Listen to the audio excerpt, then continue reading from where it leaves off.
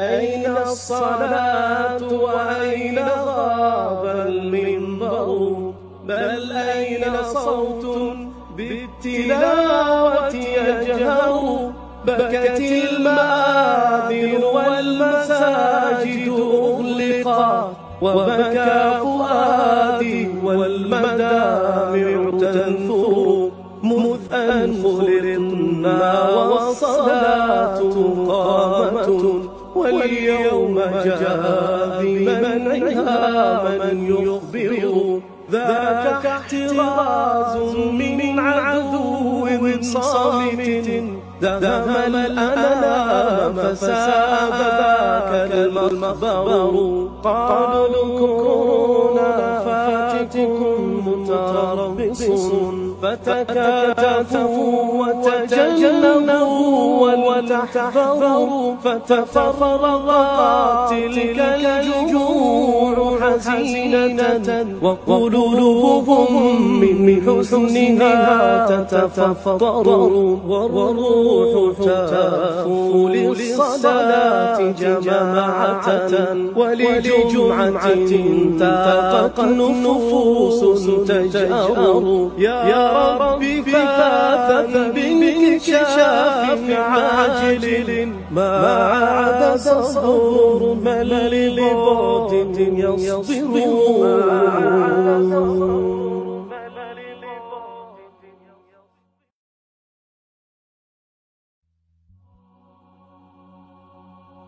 أين الصلاة وأين غاب المنبر بل أين صوت بالتلاوة يجهر بكت المآذن والمساجد أغلقت وبكى فؤادي والمدامع تنثر مذ أن خلقنا والصلاة قامة واليوم جاء بمنعها من يخبر ذاك احتراز من عدو صامت دهم الأنام فساد ذاك المخبر قالوا كورونا فاتكم متربص فتكاتفوا وتجنبوا وتحذروا فتفرقت تلك الجموع حزينة وقلوبهم من حزنها تتفطر والروح تهفو للصلاة جماعة ولجمعة تاقت نفوس تجأر يا ربي فاثا بانكشاف عاجل ما عاد صبر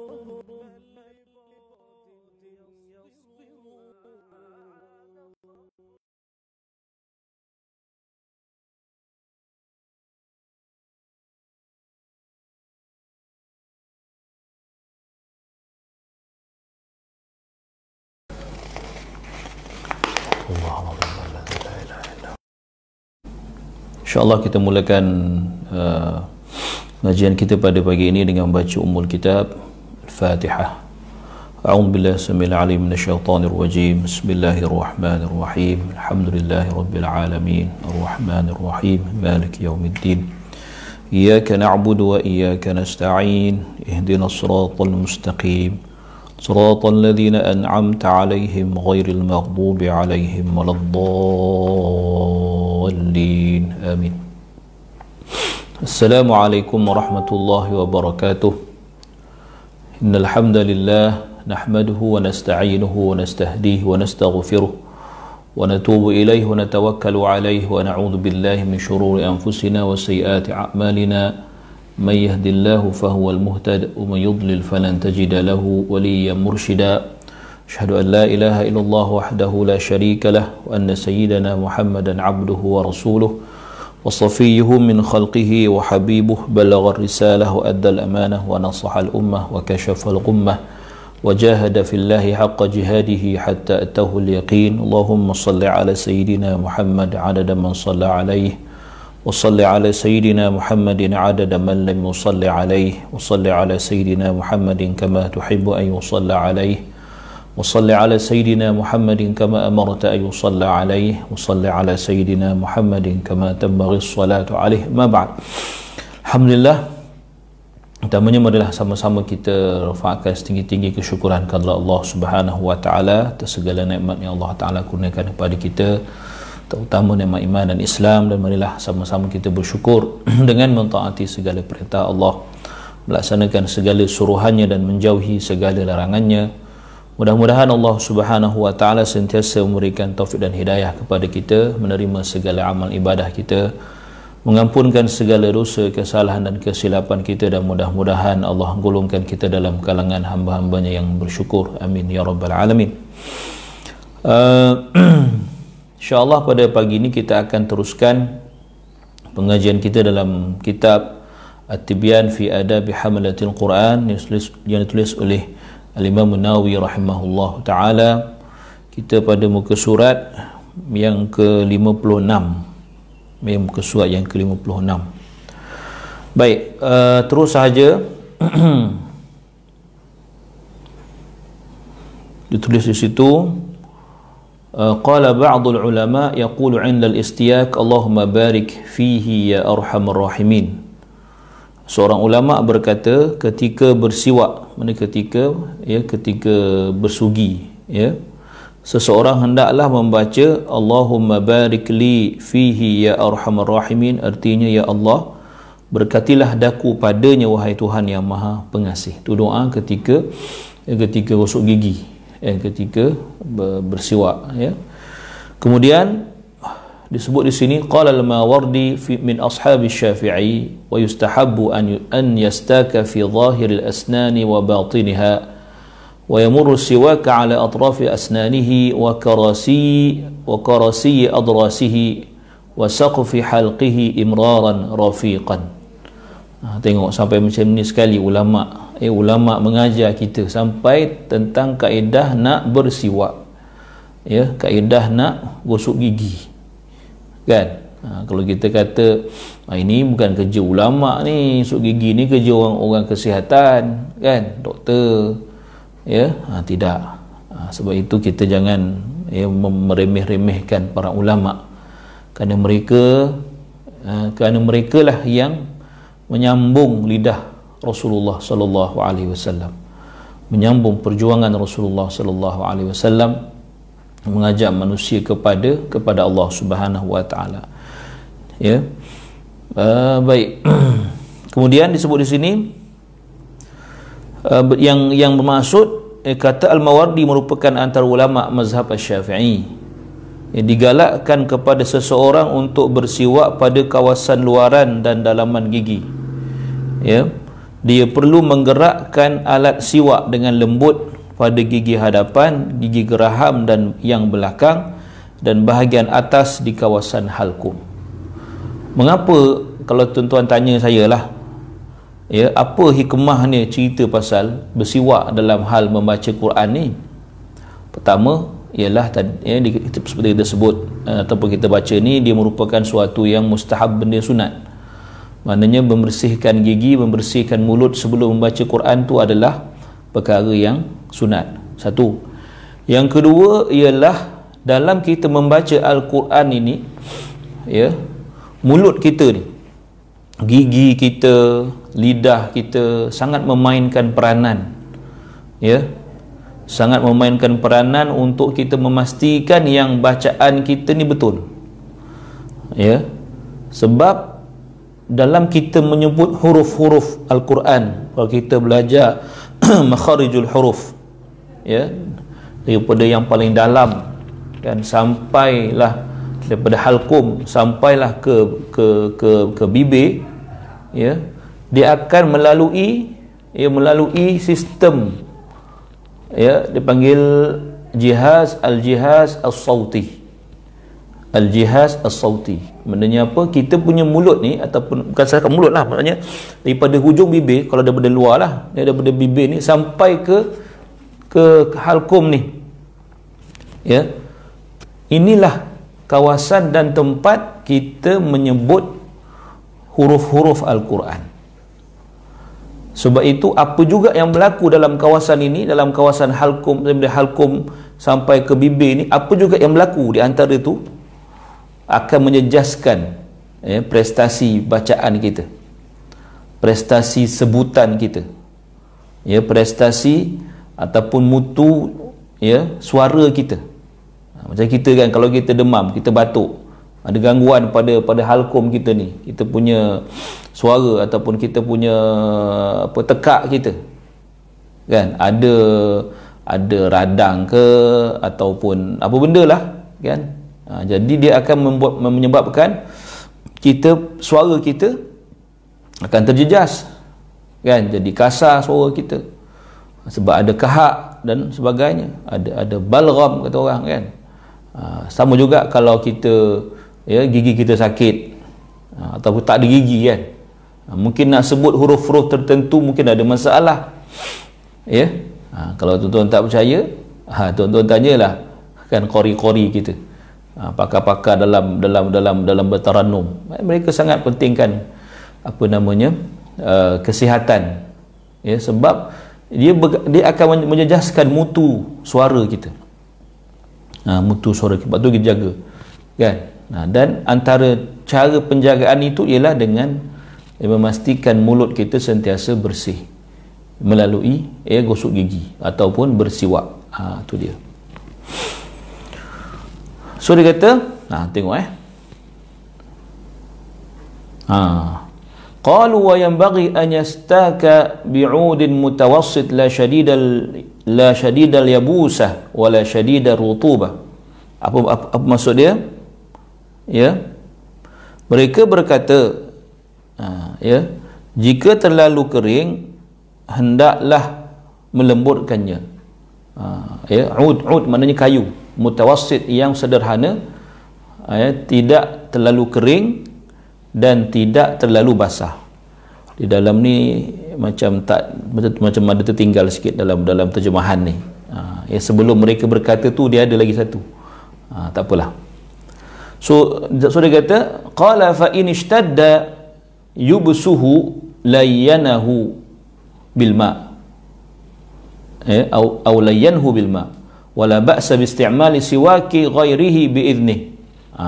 Dia kata jika terlalu kering dia hendaklah melembutkannya. Tidak mengapa menggunakan siwak orang lain dengan izinnya. Ini secara kalau tergamaklah kita gunakan siwak orang lain, bukan kata wajib, tak mengapa. Kalau orang tu izinkan kan, biasa orang jarang nak berkongsi berus gigi dia dengan orang lain kan. Tapi kalau dia izinkan dah itu dia ada, belasah je lah kan. Baik. Kemudian dia kata wa amma idza kana famuhu najisan bidamin aw ghairihi fa innahu yukrahu lahu qira'atul qur'ani qabla ghaslihi wa hal yuhram wa hal yuharram. So dia kata macam mana?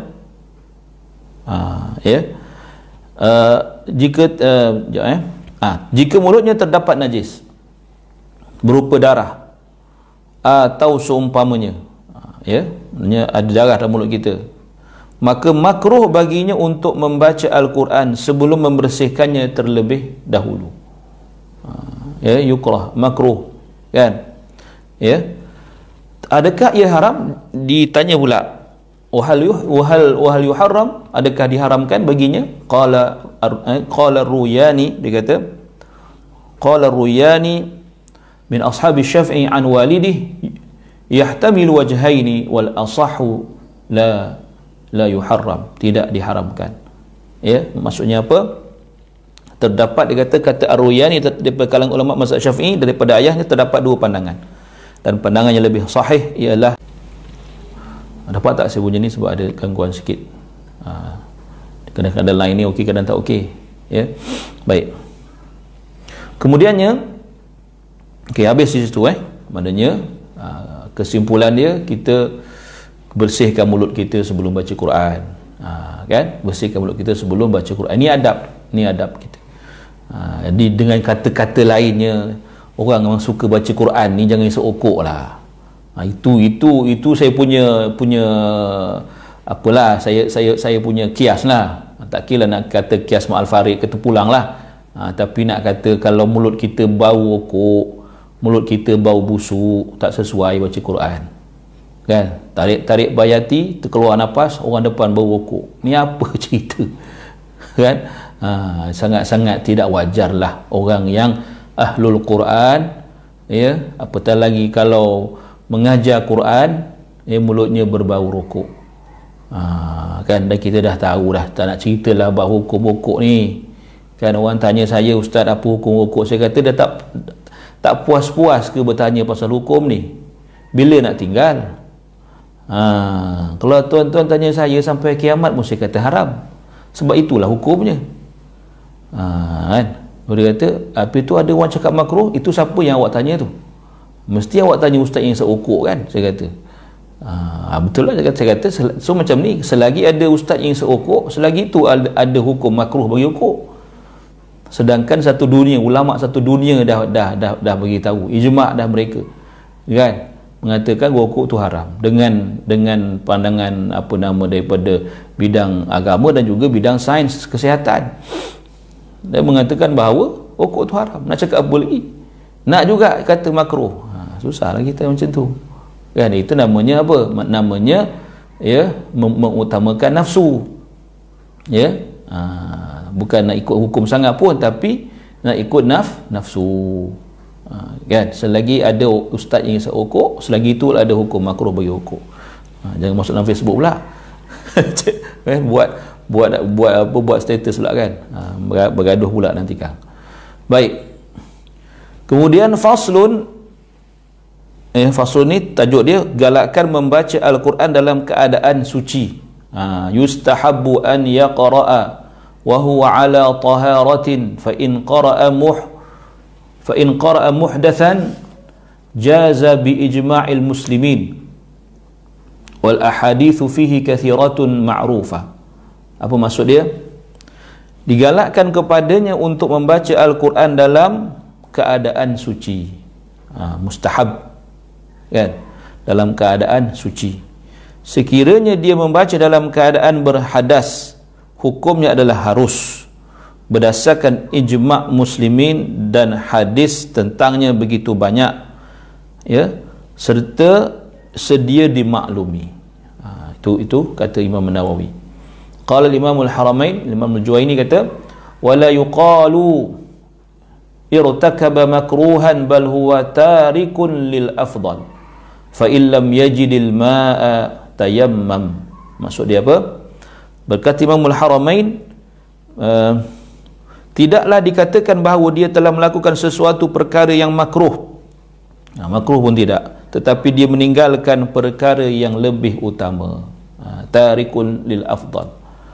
Ya, jika dia tidak mendapati air, jika tidak ada air, dia hendaklah bertayammum untuk baca Quran. Kan? Baik. Kemudian dia kata, wal mustahadah fi zamanil mahkum bi annahu tuhr hukmuha hukmul muhdath. Maknanya, maksud dia apa? Orang yang mustahadah maknanya apa? Ya, wanita yang beristihadah dalam tempoh suci. Istihadah mana apa? Ya, darah yang keluar melebihi tempoh yang biasa, kan? Tempoh yang bukan biasa, tempoh yang maksimum, ya, bagi darah itu keluar, darah haid keluar. Jadi bila lebih daripada tempoh haid itu dipanggil darah istihadah, kan? Maka hendaklah dia hukumnya sama seperti hukum orang yang berhadas. Maknanya apa? Ya, dia boleh baca Quran. Dia boleh baca Quran. Kalau istihadah boleh baca Quran, yang tak boleh kalau dalam keadaan haid. Itu dia. Wa amal junub wal haid fa innahu yuhramu alaihima atau yuharramu alaihima qiraatul Quran sawa'un kana ayatan aw aqalla minha. Adapun orang yang yang berjunub dan haid pula haram bagi kedua-duanya. Ya, diharamkan bagi kedua-duanya. Ya, untuk membaca Al-Quran, sawa'un kana ayatan aw aqalla minha, ya, sama ada sepotong ayat atau kurang daripada itu. Sepotong ayat atau kurang daripada satu potong ayat pun, ya, haram baginya membaca Al-Quran. Tu kena ingat tu. Ya, tengok. Wa yajuzu lahumā ijrā'ul Qur'āni 'alā qulūbihimā min ghairi talaffuzin bih. Ya, walau bagaimanapun harus bagi mereka kembali kepada siapa? Kembali kepada orang yang berjunub berhadas besar dan juga wanita yang dalam keadaan haid. Dia kata walau bagaimanapun harus bagi mereka untuk melalukan untuk melalukan Al-Quran, imrar atau tamrir bil qalb, kan, di hati tanpa melafazkannya, makna baca dalam hati tu harus. Ya, dia kata mana lagi, wa yajuzu lahum an nadharu fil mushafi wa imraruhu ala al-qalbi. Macam saya sebut tadi lah, ya, mereka juga dibenarkan melihat mushaf sambil melalukan ayatnya dalam hati. Ya, wa ajma'al muslimuna ala jawaz at-tasbih wat tahlil wat tahmid wat takbir was salati ala nabi Muhammad sallallahu alaihi wasallam. Ulama muslimin bersepakat tentang keharusan bertasbih, tahlil, tahmid, takbir, selawat ke atas Rasulullah sallallahu alaihi wasallam dan zikir-zikir lain bagi orang yang berjunub dan didatangi haid. Maknanya apa? Kalau ayat Quran itu termasuk dalam wirid dan zikir dia, contoh macam ayat kursi, 3 kul lah jadi zikir, maka itu, ya, dibenarkan, diharuskan. Isu ni panjang, kan? Ya, isu ni adalah panjang. Nanti ada sikit lagi lah. Cumanya dalam hal, mungkin cerita ni dah pernah awak cerita tentang keharusan bagi ini khusus. Ini benda istimewa bagi penghafal Al-Quran. Bagi wanita yang menghafal Al-Quran, hafizah. Ya. Jadi bagi orang yang menghafal Quran, bagi hafizah, mana perempuan lah apa ni hafizah, kan. Jadi mereka ni kalau dia tak baca Quran langsung, ya, kalau dia tak baca Quran langsung dalam tempoh haid dia, contoh pula dia jenis haid lama 15 maksimum, kan, 2 minggu haid, langsung tak baca Quran, jadi akan menyebabkan Quran yang dihafal tu memang akan hilang. Ini siapa yang menghafal Quran tahulah. Kalau 2 minggu tak sentuh langsung ayat yang dihafal, apatah lagi yang baru-baru tasmi', kan, yang baru-baru hafal, maka, ya, mudarat dia ialah dia akan lupa, dia akan hilang Quran dia tu. Jadi kalau setiap bulan jenis suci 15 hari, haid 15 hari, suci 15 hari, haid 15 hari, jadi bila masa dia nak habis Quran dia, kan, bila masa dia nak jaga Quran? Jadi, ya, di situ ada persoalan. Sebab itu kalau tuan-tuan tengok fatwa mufti, masuklah mufti Banten, mufti wilayah, ya, ada sebut pasal ni, maknanya diharuskan. Diharuskan. Cuma pernah soalan ni ditanya pada almarhum Tuan Guru Ustaz Harundin. Ustaz Harundin agak syadid ataupun agak tegas dalam hal ini. Dia kata tidak harus, tetap hukum yang asal. Cumanya dia kata, ya, gunakan teknologi yang ada. Kita ada apa? Ada CD, ada MP3, kan? Ada rakaman Al-Quran, bacaan Al-Quran yang kita boleh kita boleh dengar. Maknanya, ya, kita boleh dengar tanpa membaca dengan lafaz, tanpa melafazkan. Jadi kita mengulang dalam hati sahaja. Untuk kita supaya kita tidak melanggar hukum membaca dalam keadaan haid. Ini persoalan-persoalan antara yang disentuh jugalah. Ya, dan ada juga yang mengkiaskan, membuat kias bahawa bagi seorang hafizah Ya, bacaan-bacaan yang dia kena ulang itu adalah umpama wirid dia. Umpama kita baca ayat kursi jadi zikir. Sebab tu dia kata di sini. Ya. Ulama mazhab kita tengok sini sebab dia ada kaitan dengan yang di bawah ni. Dia kata di sini kata in qala al insan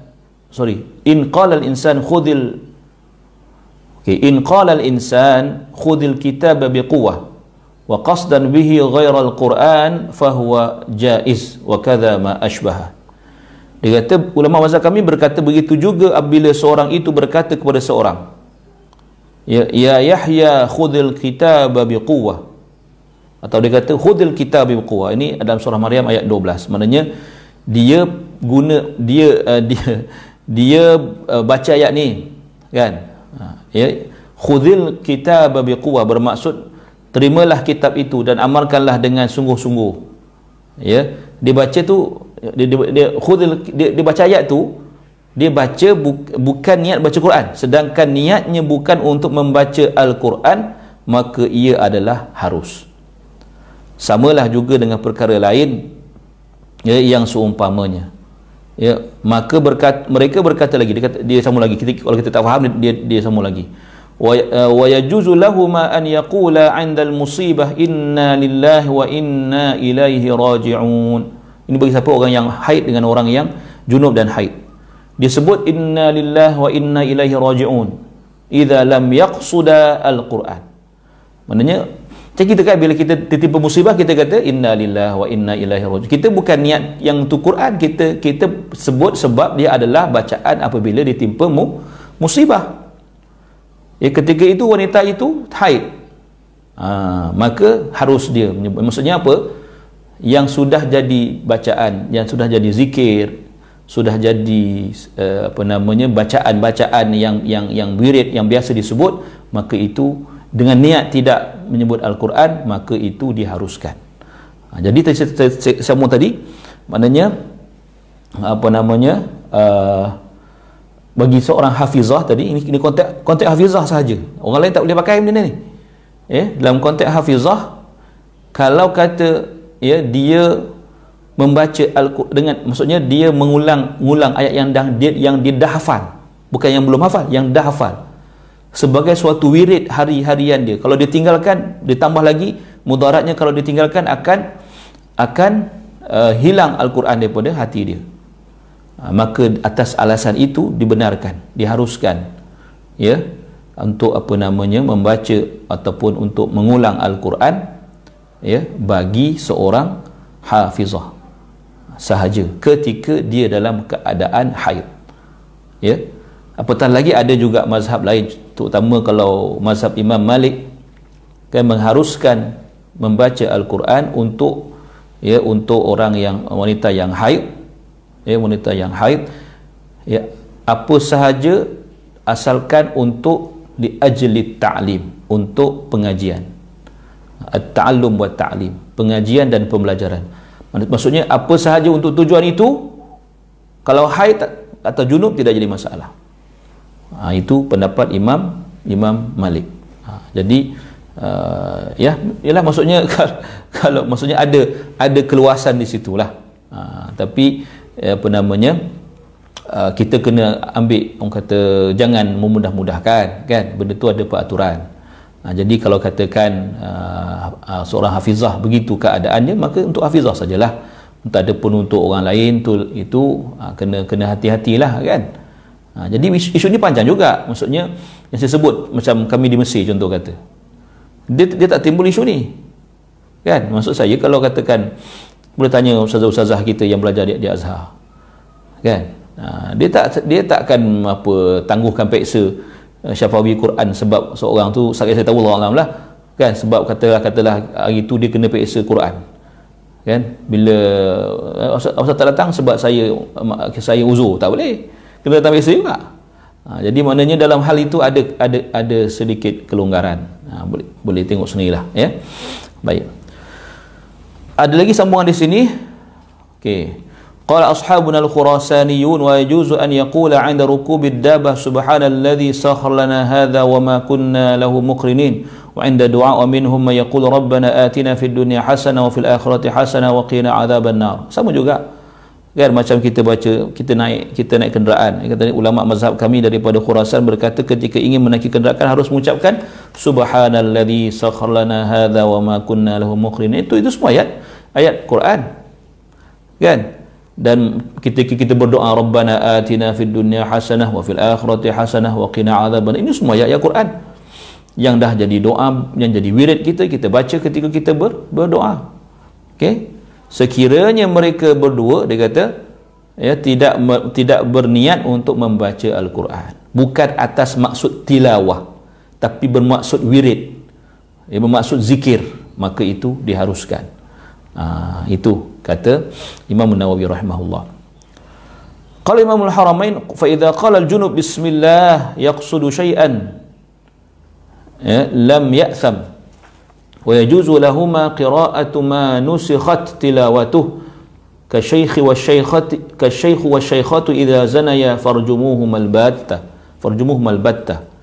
Kata Imamul Haramain, dia kata jika orang yang berjunub mengucapkan bismillah dan alhamdulillah, sekiranya dia berniat membaca Al-Quran, maka dia berdosa.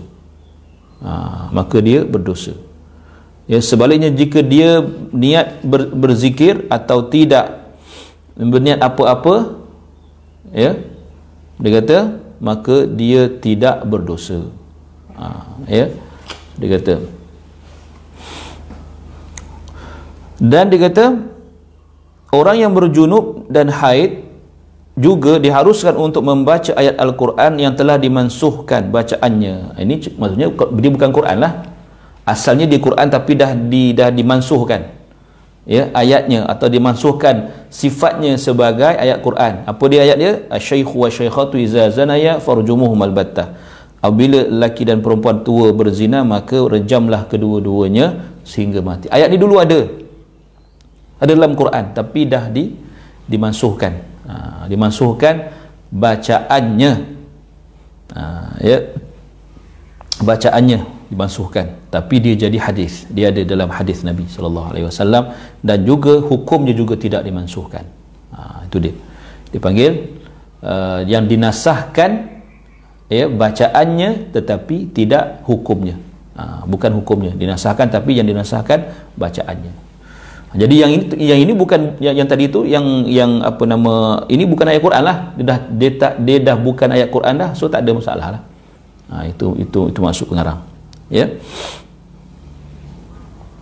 Faslun, membaca Al-Quran dengan bertayammum idza lam yajid al-junubu awil haidu ma'an tayammam wa yubahu lahu al-qira'atu was-salatu wa ghairuhuma. Maksudnya jika orang yang berjunub atau haid tidak mendapati air, dia hendaklah bertayamum, lalu harus baginya membaca Al-Quran, salat dan lain-lain.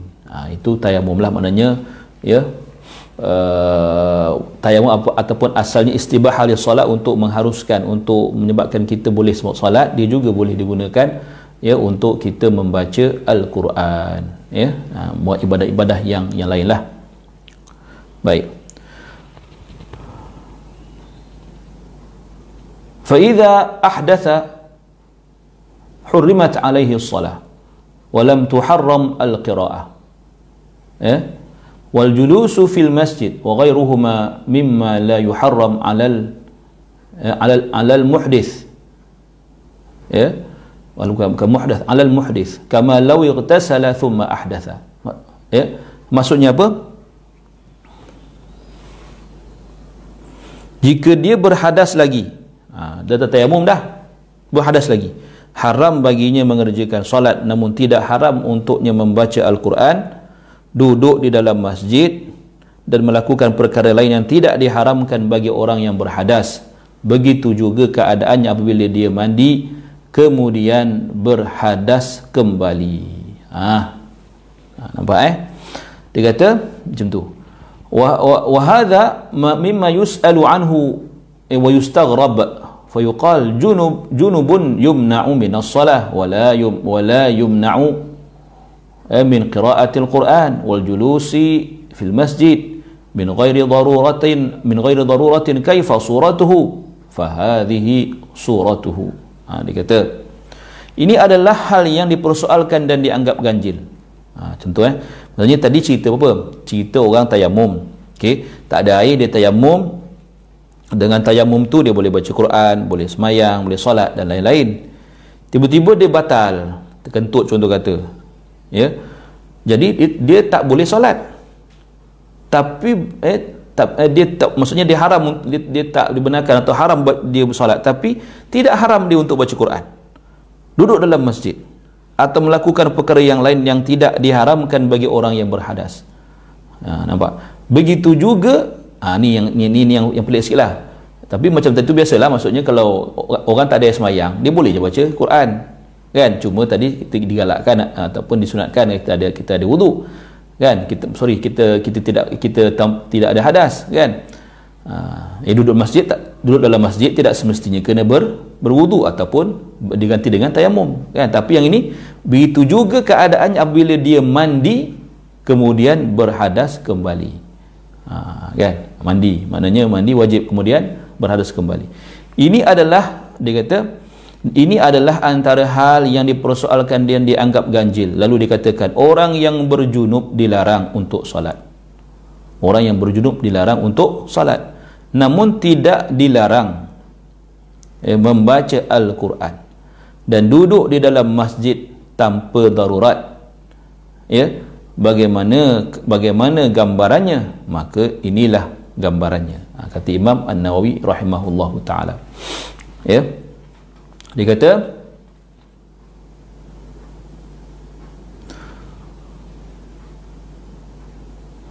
ثم الأغرب أنه لا فرق مما ذكرنا بين التيمم الجنوب في الحضر والسفر وذكر بعض أصحاب الشافعي أنه إذا تيمم في الحضر استباح للصلاة ولا يقرأ بعدها ولا يجلس في المسجد والصحيح جواز ذلك كما قدمنا. Maknanya dia kata, seterusnya tiada beza antara situasi yang kami sebutkan tadi dengan tayamum orang yang berjunub ketika bermukim dan ketika bermusafir. Sebahagian ulama mazhab Asy-Syafi'i menyebutkan apabila dia bertayamum ketika dia bermukim, maka dia dibolehkan solat. Ya, maksudnya dia duduk tetap, dia tidak bermusafir lah, dia tayamum, maka bolehlah solat. Namun tidak boleh membaca Al-Quran dan duduk dalam masjid. Sedangkan pendapat yang sahih, ya, ialah harus seperti yang telah kami nyatakan sebelum ini. Jika dia bertayamum, mendirikan solat dan membaca Al-Quran, okey, kemudian melihat air, maka dia wajib menggunakan air itu.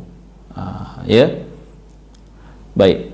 Dia kata walau tayammama, tertinggal ni, walau tayammama thumma shalla wa qara'a thumma ra'a ma'a yalzimuhu isti'maluhu fa innahu yuharramu alaihi alqira'atu wa jami'u ma yuharramu 'ala al-junubi hatta yaghtasil. Maknanya apa dia kata?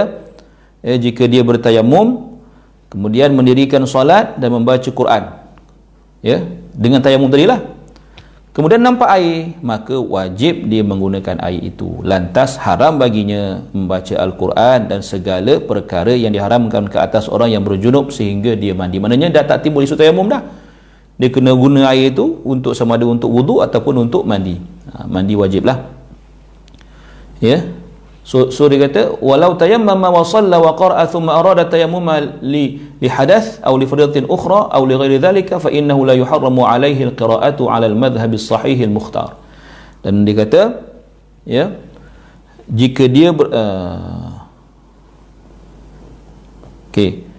dia kata jika dia bertayamum mendirikan solat, bertayamum, solat dan baca Quran, kemudian ingin bertayamum lagi kerana berhadas, hendak melakukan suatu ibadah fardu yang lain atau selain itu, maka tidak haram baginya membaca Al-Quran menurut pandangan yang sahih lagi terpilih. Dalam masalah ini terdapat satu pendapat semua dia kata wa fihi wajhun li ba'd ashabi Syafi'i annahu la yajuz wal ma'ruf al-awwal wal ma'ruf al-awwal. Dalam masalah ini terdapat satu pendapat di sisi ulama mazhab Syafi'i bahawa ia tidak harus. Namun pendapat pertama lebih masyhur. Maknanya masa tu air tak ada lagi lah. Maka dia boleh baca Quran walaupun dalam keadaan dia berhadas. Ya, yang disebabkan hilangnya ataupun batalnya tayamum tadi. Itu dalam maksudnya benda ni benda khilaf lah. Cuma boleh, harus dalam pandangan ulama mazhab Syafi'i. Okey. So dia kata, amma idza lam yajid al-junubu ma'an wala turaban fa innahu yusalli li hurmatil waqti ala hasabi halih. Orang yang apa ni? Orang yang faqirut tahurain kan. Apabila orang yang berjunub tidak menemui air tak ada, mandi tak boleh, dan debu tanah pun tak ada, dia perlu juga mendirikan solat bagi menghormati waktu, menghormati waktu, kan? Ya. Dan dia kata menurut kemampuannya, ala hasabi hali, maknanya sekadar yang dia mampu, kan, untuk solat, maka solat dalam keadaan menghormati waktu, sebab dia dah tak ada air satu, dan dia tidak boleh untuk berwuduk dan juga bertayamum. Itu dia. Kemudian ini cerita fiqh banyak lah ni. Wa yuharramu alaihi alqira'atu kharij as-salah wa yuharramu alaihi an yaqra'a fi as-salah ma zada ala fatihatil kitab. Ya, contoh dia kata. Di sini ada lagi. Dia kata, namun haram baginya membaca Al-Quran di luar solat dan membaca surah lain. Maksudnya ini bagi orang tadi lah, orang yang menghormati waktu tadi. Haram baginda membaca Al-Quran di luar solat dan membaca surah lain selain surah Fatihah dalam solat. Sebab dia tak ada apa namanya, dia berjunub. Okey? Dia berjunub, tapi nak mandi air tak ada, nak tayamum debu tak ada. Jadi dia semayang hormati waktu. Dalam masa dia semayang hormat waktu ni, kan, mestilah dia baca Fatihah, kan, baca surah macam semayang biasa. Okey. So dia ni dalam di luar semayang, kalau katakan di luar semayang dia dah baca Fatihah, tak boleh. Di luar semayang, baca Quran tak boleh, satu itu memanglah. Dalam solat hormati waktu ni pun, kan, dalam solat dia hormati waktu ni pun, kan, dia boleh baca Fatihah aja. Dia boleh baca Fatihah saja. Okey. Tapi dia dipersoalkan pula, wa hal yuharramu alaihi qira'atul Fatihah wa fihi wajhan. Dia kata, namun adakah haram baginya membaca surah Fatihah? Dipersoalkan pula. Di sini terdapat dua pandangan dalam kalangan ulama mazhab Asy-Syafi'i. Okey. So dia kata ada dua pandangan, ya. As-sahihul mukhtar annahu la yuharram bal yajib. Fa innahu as-salatu la tasih illa biha wa kama jazat as-salah li daruratin ma'al janabati tajuzul qira'ah. Maka pendapat yang dipilih, pendapat yang sahih, yang terpilih ialah tidak haram. Maknanya apa? Tidak haram dia solat hormati waktu itu, ya, dengan dalam keadaan berjunub sebab tak ada air dan tidak ada debu tanah. So dia solat juga menghormati waktu, ya, maka, ya, dia kata tidak haram, bahkan wajib solat, ya, kerana solat tidak sah tanpa Fatihah, sebagaimana harus mendirikan solat kerana darurat. Di samping dalam keadaan berjunub, maka bacaan Al-Quran juga menjadi harus boleh. Itu pendapat pertamalah. Wathani la tajuz bal ya'ti bil adhkar allati ya'ti biha al-ajizu alladhi la yahfadhu shay'an min al-Quran lianna hadha 'ajizun syar'an fasara kal-'ajizi hissan was-shawab al-awwal. Pandangan yang kedua, tidak harus, tak boleh baca, ya, tak boleh baca Fatihah, tetapi dia hendaklah membaca zikir-zikir yang dibaca oleh orang yang tidak mampu, iaitu yang tidak menghafaz sesuatu ayat Al-Quran kerana dia dianggap sebagai tidak mampu menurut syarak. Kan kalau orang contohlah orang baru masuk Islam, mu'alaf, kan, dia tak hafal Fatihah, dia wajib semayang, tapi dia tak perlu baca Fatihah sebab dia tak hafal. So dia baca zikir-zikir, ya, yang sama panjang dengan bacaan Fatihah. Itu kita tahu, kan. So dia kata sama juga dengan orang yang ni. Pandangan yang kedua lah, ya, Maka dia kata, iaitu yang tidak menghafaz suatu ayat Al-Quran pun, maka kerana dia dianggap sebagai tidak mampu menurut syarak, maka jadilah dia seperti orang yang tidak mampu secara hakiki. Namun pandangan yang lebih tepat, pandangan yang tepat ialah pandangan pertama tadi. Boleh. Ya, maknanya orang yang tadi, orang yang berjunub, ya, ni cerita apa tuan-tuan ni? Ini ada yang baru masuk takut tak faham kan? Orang yang berjunub, dia berhadap besar, maknanya berhadap besar, dan dia tidak boleh nak mandi sebab tak ada air. Ni rumah saya tengah tak ada air ni. Tak ada air, kemudian tak ada debu tanah untuk tayamum. Jadi dia dalam keadaan junub, tapi dia kena semayang, kena solat hormat waktu. Masa solat hormat waktu ni, dia kena baca Fatihah ke tidak? Itu dia.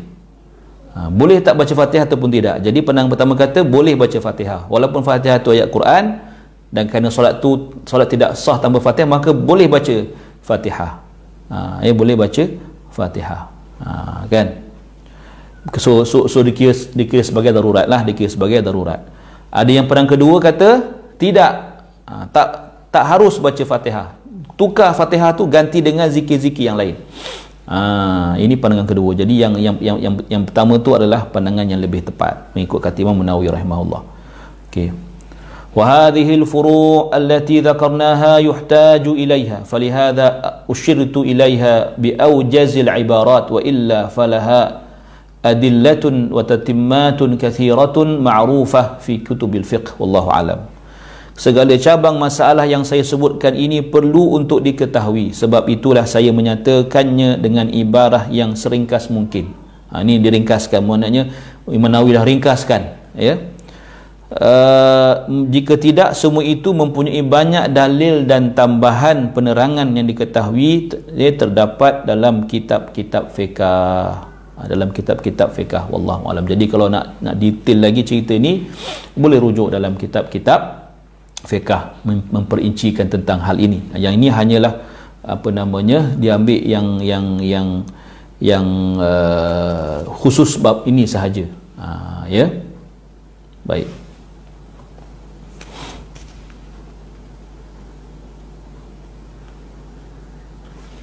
Kemudiannya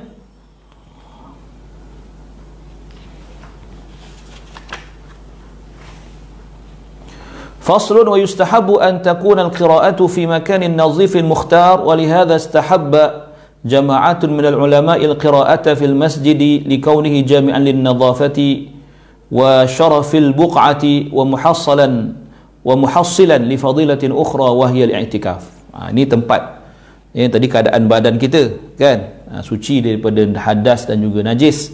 Yang ini cerita tempat. So galakkan membaca Al-Quran di tempat bersih dan khusus. So dia kata sekumpulan ulama menggalakkan bacaan Al-Quran dilakukan di masjid. Di masjid kerana masjid mempunyai nilai kebersihan dan kemuliaan serta kemuliaan tempat serta kelebihan yang lain, ya, iaitu i'tikaf. Kita boleh beriktikaf di masjid. So ada banyak fadilat untuk baca Quran di masjid.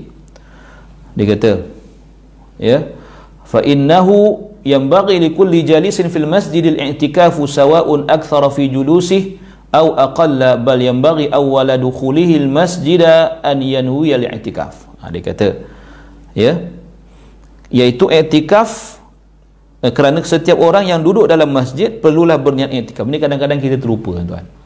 Satu kerugian kita bila masuk masjid kita lupa nak niat iktikaf. Jadi kita dah berjam-jam duduk dalam masjid tu tak berniat iktikaf, jadi tak dapatlah pahala iktikaf.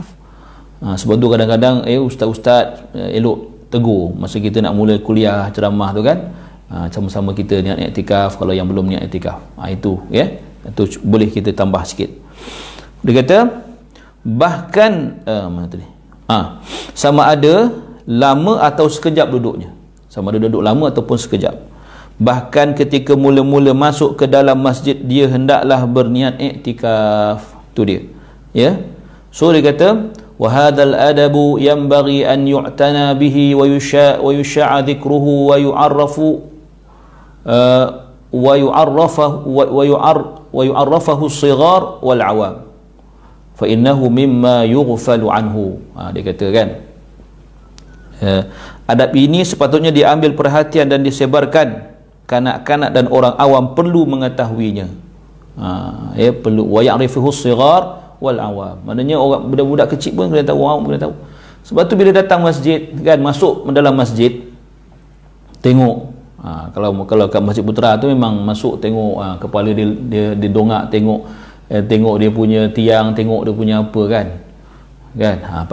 Sebaik-baiknya masuk solat 2 rakaat dulu, tahiyatul masjid, niat iktikaf, lepas tu barulah nak pergi ambil gambar ke apa ke. Kalau masuk-masuk kan sibuk ambil gambar apa semua, lepas tu keluar macam tu aja, rugilah kan. Apa salah kita bila datang masjid, sampai tak kira Masjid Putra ke masjid mana-mana, tak kisahlah kan. Termasuk kejap pun niat iktikaf, dan juga kita solat sunat tahiyatul masjid. Kalau masa tu solat duha, solat duha lah kan. Kalau kita boleh ambil wuduk, solat tambah lagi solat wuduk dan sebagainya. Jadi benda-benda ni semua benda yang orang kata benda yang kita perlu biasakan. Biasakan masuk masjid terus solat sunat tahiyatul masjid kan, termasuklah i'tikaf. So dia kata okey, selesai situ selesai di masjid. Wa amma al-qira'atu fil hamam faqad ikhtalafa as-salafu fi karahiyatiha faqala ashabuna la tukrah. ونقل الإمام المجمع على جلالته أبو بكر ابن المنذر في الإشراف عن إبراهيم النخعي ومالك وهو قول عطاء. Dia kata apa? Berkenaan membaca Al-Quran di dalam tempat mandi, hamam, kan, dalam tempat mandi, maka salaf berselisih pendapat pada makruhnya. Banyak-banyak tempat dalam tempat mandi baca Quran macam mengulang Quran dah tengah mandi, tak boleh lah kan. Ulama kami berkata tidak makruh. Pandangan ini dinukilkan oleh imam yang disepakati ketinggian ilmunya, iaitu Abu Bakar Ibn al-Munzir dalam kitab Al-Ishraf daripada Ibrahim An-Nakhai dan Malik, serta turut merupakan pendapat Atha bin Abi Rabah. Manakala ramai juga ni wa dhahaba ila karahatihi jama'at minhum Ali bin Abi Talib radhiyallahu anhu, rawahu anhu Ibnu Abi Daud. Manakala ramai juga yang menghukumkannya makruh. Antaranya kena ingat orang Arab, dia dalam tempat mandi dia tak ada tandas. Ini cerita Arab, cerita hammam zaman dulu. Zaman hari ni dalam tempat mandi kita ada tandas. Dia beza tu. Maksudnya apa? Kalau apa namanya beza tak nanti kita tengok tandas ke tempat mandi. Tengok pula tak apa. Ada dalam insya-Allah.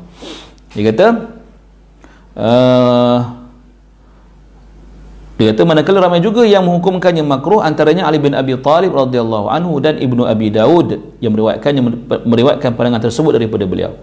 Serta dia kata wa haka Ibnu al-Munzir an jama'atin min at-tabi'in minhum Abu Wa'il Syaqiq Ibnu Salamah wa Sya'bi wal Hasan al-Basri wa Makhul wa Qubaisah Ibnu Dhu'aib wa rawainahu aidan an Ibrahim an-Nakhai wa hakahu ashabuna an Abi Hanifah radhiyallahu anhum ajma'in qala Sya'bi.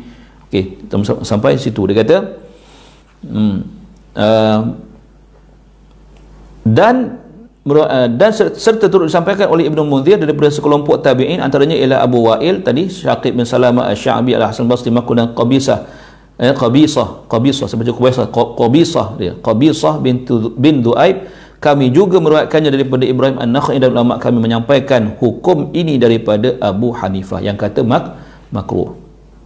Yang kata makruh. Ada yang kata tak makruh, ada yang kata makruh. Baik. Asy-Sya'bi berkata, qala Asy-Sya'bi tukrahul qira'atu fi 3 mawadhi'. Makruh membaca Al-Quran pada 3 tempat. Fil hammamat, wal hashush wa buyutir rahi wa hiya tadur. 3 tempat. Pertama, tempat mandi. Kedua, tempat buang air. Dan kawasan mengisar gandum. Kawasan mengisar gandum. So dia kata diriwayatkan daripada Abu Maisarah katanya tidak layak disebut nama Allah melainkan di tempat yang baik, wallahu a'lam. Itu disebut, ya. Jadi senang fahamnya, tak payahlah baca Quran dalam tempat-tempat tu, kan, dalam bilik air, dalam tandas, janganlah baca itu. Kita boleh menyebabkan perkara itu mencemarkan, ya, mencemarkan Al-Quran. Ya, tiba-tiba ada orang taranum dekat dalam tandas, bunyinya pula semangat sangat nak taranum, dalam air pun taranum juga, kan. Jadi, ya, kita eloklah berhati-hati dalam hal ni, kan. Baik, cuma dia kata dia kata wa an abi Maisarah qala la yudhkarullahu illa fi makanin tayyib, tidak disebut nama Allah melainkan tempat yang baik-baik, kan. Wa amma qira'atu fi tariq, baca Quran di jalanan, boleh tak? Kalau kita tengok orang Arab, kan, bulan puasa ni mereka bawa mushaf, bawa merata mushaf ni, ya, naik bas bawa buka Quran, tepi buka Quran. Kita kat Malaysia tak buat macam tu. Kalau buat macam tu ada ambil gambar, kena kecam, kan. Macam tak ada tempat lain caption dia, kan. Macam dia seorang baik. Orang Malaysia kan suka ngecam, ya. Ya, cubalah buat, kan, cuba buat. Tapi okey je kot kalau orang buat pun, kan. Kalau pelajar Malaysia ni, kalau kita tengok musim dekat tengah exam tu, ramailah buka tengah pegang Quran. Ini mesti dah nak musim imtihan ni. Sebab apa? Sebab ada exam. Baik. So dia kata membaca Quran di jalan, dia kata buat amal sekejap, okey. Wa amal qira'atu fi at-tariq fal mukhtaru annaha jaizah ghairu makruhah idza lam yalidhu sahibuha fa in iltaha anha karahat atau kurihat kama karaha an-nabi sallallahu alaihi wasallam qira'ata lin-na'isi makhafatan minal khalti. Apa syarat dia? Dia kata berkenaan bacaan Quran di jalanan, pendapat terpilih ialah harus dan tidak makruh apabila pembacanya tidak menjadi leka dan lalai. Maknanya fokus bacaan tu. Jika dia menjadi lalai dan leka daripada bacaan Al-Quran tadi yang dibaca di jalanan tadi, hukumnya adalah makruh. Sebagaimana Nabi SAW tidak suka Al-Quran dibaca oleh orang yang mengantuk kerana takut bacaannya salah. Ini biasalah, kan, kalau baca-baca kita tengah ulang tertelayang, kan. Lepas tu ngantuk ni, baca lagi, dia akan kata entah mana masuknya, tiba-tiba dah lain surah ni, bukan surah ni aku baca ni. Jadi itu makruh hukum dia. Pergilah tidur, betulkan sambung, kan. Ini musim kita tadarus, kan. Kalau tak boleh nak tahan mengantuk tu, berhenti. Maksudnya berhenti dulu, pergi tidur dulu. Lepas tu nanti sambunglah kemudian, kan. Jangan tidur tak sambung-sambung. Jadi itu adab kita dengan Quran. Mana jangan baca Quran dalam keadaan terlalu mengantuk, ya, menyebabkan kita hilang fokus pada bacaan dan menyebabkan kita akan membaca ayat yang lain. Maksudnya kita bercampur-campur ayat, kan, terutama kalau dibaca secara hafalan. Itu dia, ya. Ni dia kata wa rawa ibnu abi Dawud an Abi Darda radhiyallahu anhu annahu kana yaqra'u fi at-tariq wa an Umar bin Abdul Aziz rahimahullah annahu adina fiha. Maksudnya apa? Ibnu Abi Dawud telah meriwayatkan daripada Abu Darda radhiyallahu anhu bahawa beliau membaca Al-Quran di jalanan. Umar bin Abdul Aziz radhiyallahu anhu pula telah meriwayatkan bahawa beliau mengizinkan tindakan itu. Ada satu kaedah juga. Maknanya apa? Ini bukan cerita di jalanan lah, tapi baca Quran dalam keadaan berdiri. Sebenarnya macam saya sebutlah, kan Quran ni dia ada maksudnya situasi-situasi yang mempengaruhi, ya.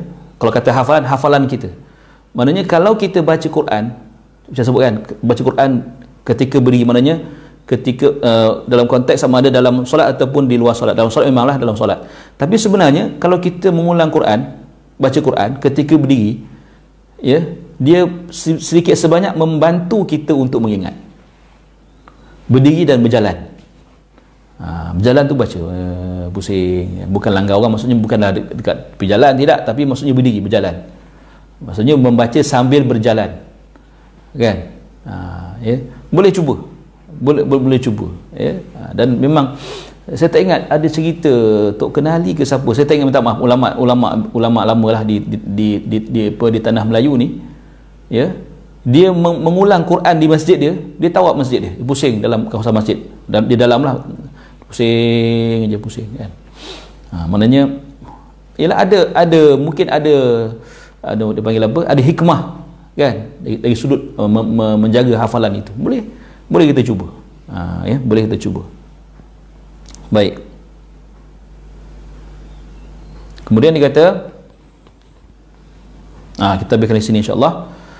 قال ابن أبي داود حدثني أبو الربيع قال أخبرنا ابن وهب قال سألت مالكا عن الرجل يصلي من آخر الليل فيخرج إلى المسجد وقد بقي من السورة التي كان يقرأ فيها شيء قال ما أعلم القراءة تكون في الطريق وكره ذلك وهذا إسناد صحيح عن مالك رحمه الله. Dia kata Ibnu Abi Daud berkata, Abu Ar-Rabi' menceritakan kepadaku, beliau berkata Ibnu Wahab memberitahu kami, katanya aku bertanya kepada Malik mengenai seorang lelaki yang solat di akhir malam, ya, di akhir malam subuh lah, kemudian keluar menuju masjid, maknanya daripada rumah dia menuju ke masjid, dan masih terdapat baki surah yang dibacanya. Lantas beliau menjawab, aku tidak tahu mengenai bacaan Al-Quran di jalanan. Macam mana tu tak tahu, kita tak terbayang macam mana takkan dia berjalan tengah-tengah sembahyang, kan, ya. Beliau tidak menyukai perkara tersebut. Riwayat ini mempunyai sanad yang sahih daripada Malik. Maksudnya mungkin saya faham macam ni, mungkin orang tu dia dah sembahyang malam di rumah, dia qiyam, tapi tak habis surah dia baca, jadi dia habiskan masa on the way dia berjalan nak pergi masjid tu. Jadi dia tanya pada Malik, boleh tak buat macam tu? Maka, ya, kata Imam Malik, aku tidak tahu mengenai bacaan Quran. Maksudnya Imam Malik tidak bersetujulah, tidak bersetuju untuk buat kaedah itu. Kan mereka ni kan memang jaga hafalan Quran dia, jadi bila dia baca dalam sembahyang tak habis surah tu, maka dia habiskan ketika on the way dia nak pergi masjid, nak sembahyang subuh. Maka ada orang nampak tanya pada Imam Malik, boleh tak buat begitu? Maka Imam Malik tidak menyukai hal tersebut. Itu dia. Wallahu a'lam, tuan-tuan. Mudah-mudahan, ya, kita dapat faedah daripada daripada perbincangan pada hari ini. Ini kita banyak tentang hukum fiqh lah, ya. Maksudnya ala kulli hal kita faham bahawa Al-Quran adalah sesuatu yang mulia, ya, sesuatu yang mulia, maka, ya, pastikan kita membacanya pun di tempat yang mulia. Itu adalah yang paling baik. Lebih mulia tempat itu, maka lebih afdal lah, ya, Quran itu dibaca. Ya. Habis itu ustaz, rumah kita termasuklah tempat yang mulia, kan? Sebab tempat yang mulia itu, ya, termasuklah tempat kediaman kita, tempat yang bersih, maka itu maksud saya lah. Cumanya kalau kita memang tak sempat, sibuk sangat gamaknya, tak tahulah kerja apa, kan, jadi boleh baca di tempat yang lain dengan syarat tidak sampai menghilangkan hak-hak Al-Quran itu sendiri. Itu tempatlah cerita pasal suci tadi tu, pasal kebersihan tubuh badan tu dah diceritakan dalam bab awal tadi. Insya-Allah itu sahaja. Qul qawli hadza wa astaghfirullahal azim li wa lakum. Assalamualaikum warahmatullahi wabarakatuh. Subhanakallahumma bihamdika asyhadu an la ilaha illa anta astaghfiruka wa atubu ilaik. Bismillahirrahmanirrahim. Wal 'asri innal insana illal ladzina amanu wa 'amilus shalihat tawassaw bil haqqi wa tawassaw bis sabr.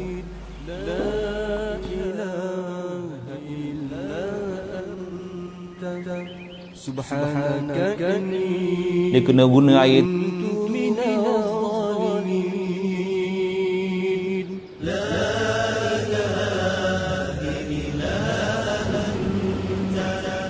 سبحان كريم